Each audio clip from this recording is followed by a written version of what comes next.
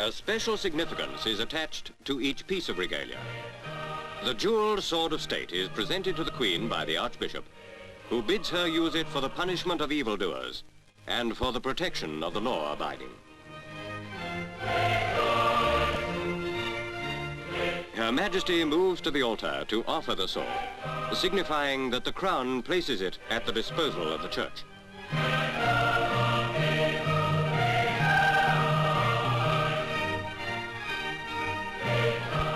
Upon the Queen's wrists are placed the armills, bracelets which symbolize the bond which unites her with her people. Now the robe royal is put upon the Queen with the words, "The Lord clothe you with the robe of righteousness and with the garments of salvation." The orb of gold, signifying the dominion of the cross over the world.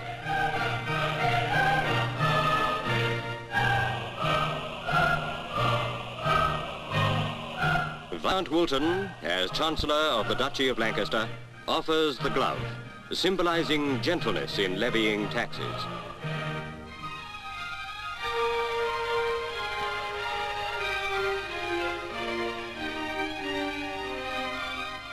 Now the royal scepter, the ensign of kingly power and justice.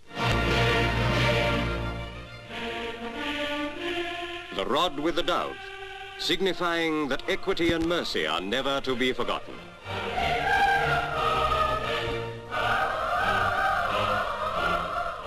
Now follows the supreme climax of the ancient ritual. With St. Edward's crown, the Crown of England, the Archbishop performs the simple yet the most significant ceremony of the Queen's coronation.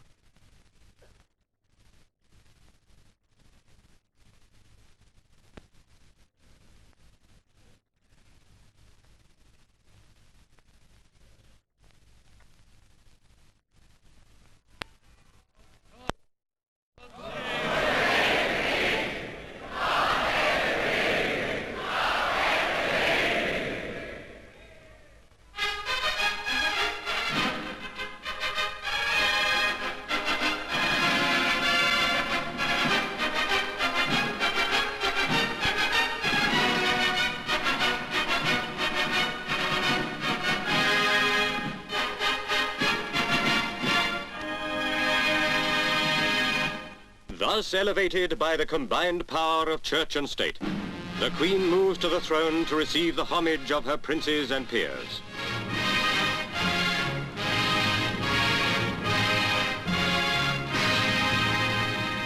The Duke of Edinburgh comes to vow lifelong allegiance to his Queen.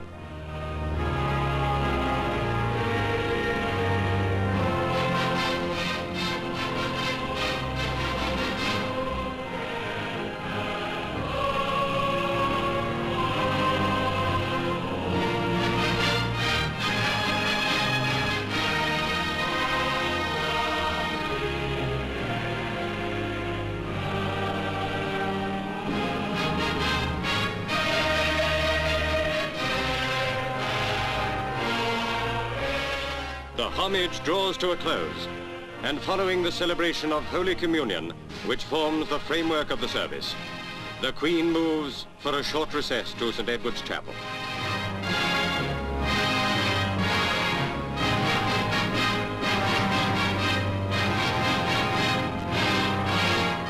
Within the chapel, the Queen's robe royal is changed for a robe of purple velvet, and her crown replaced with the imperial state crown.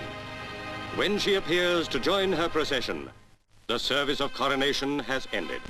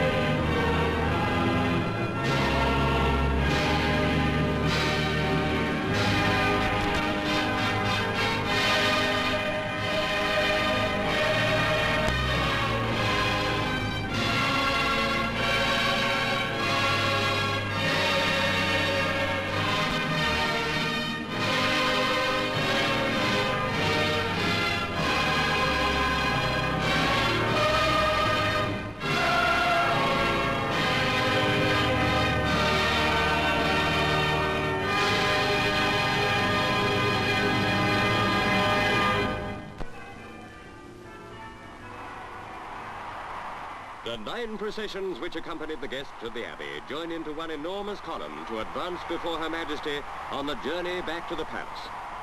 Queen Salote of Tonga waves a warm greeting.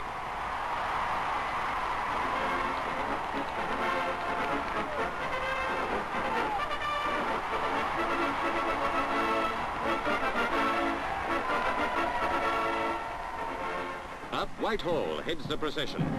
Marching in perfect precision are the Royal Marines.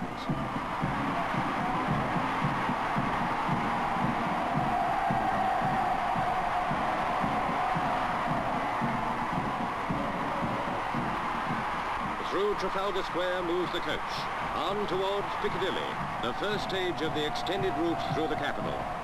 Already the head of the procession is passing up East Carriage Drive and through Marble Arch. Men from nearly 50 lands over which the Queen holds sway are united in the mammoth parade that is the Empire's tribute to their sovereign lady.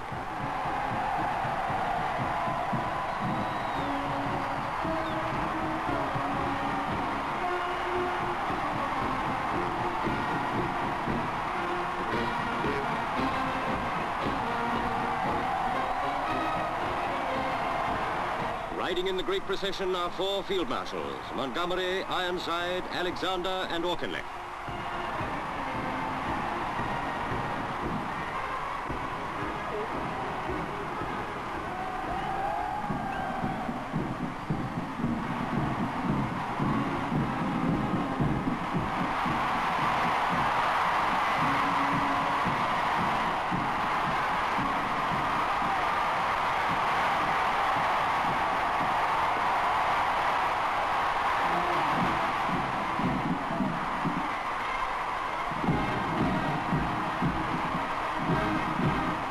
Again the golden coach moves into the Mall, and those who cheered Her Majesty's procession to the Abbey acclaim her again.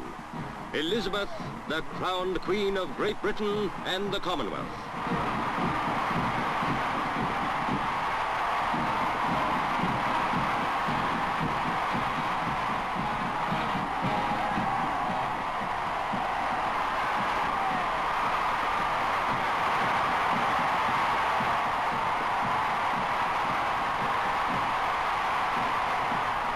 In triumph, the Queen returns to her palace, which she left more than 5 hours before.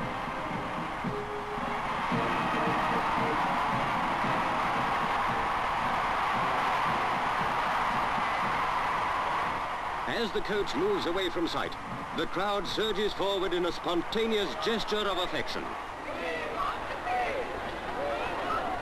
Now, to delight the thousands below, the Queen and her family step onto the balcony.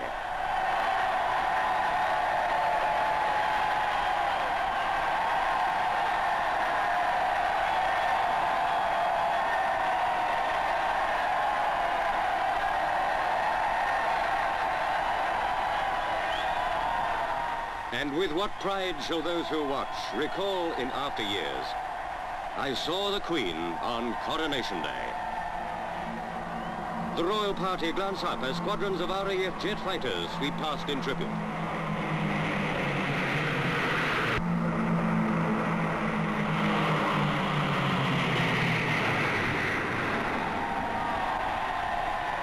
Elizabeth, so proud a name she bears. One that spelled greatness for our country in another age. Elizabeth, crowned the head of a great family of nations. Long may she reign.